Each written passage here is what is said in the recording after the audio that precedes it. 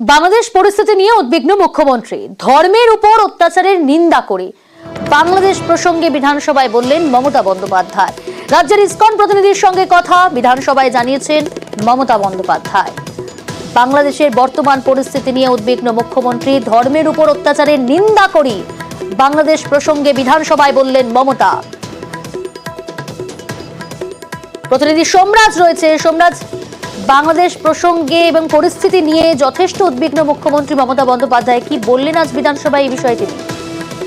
দেখো, মুখ্যমন্ত্রী মমতা বন্দ্যোপাধ্যায়ের নাম না করে বাংলাদেশে যে ঘটনা ঘটছে তা নিয়ে উদ্বেগ প্রকাশ করেন এবং শুধু তাই নয়, তিনি এটাও স্পষ্টত জানিয়ে দেন যে কোনো ধর্মের ওপরেই অত্যাচার তিনি মানেন না এবং কোনো ধর্মের ওপরেই অত্যাচার সে যদি অন্য কোনো দেশেও হয় সেটা তিনি নিন্দা করেন।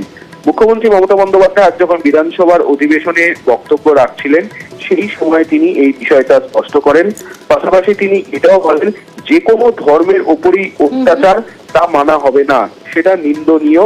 এবং মুখ্যমন্ত্রী মমতা বন্দ্যোপাধ্যায় পাশাপাশি কোনো দেশের নাম না করে তিনি এটাও বলেন যে অন্য দেশেও যদি ধর্ম নিয়ে কোনো কিছু হয় সেটাও সমর্থন করা যায় না, আমরা নিন্দা করি।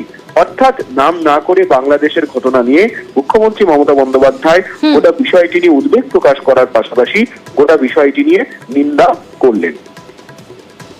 বেশ,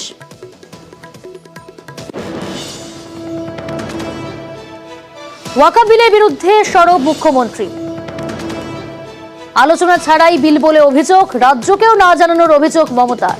সংসদে ওয়াকফ বিলের প্রতিবাদ চলবে, ধর্মের উপর অত্যাচার হলে প্রতিবাদ হবে, বিধানসভায় জানালেন মমতা বন্দ্যোপাধ্যায়।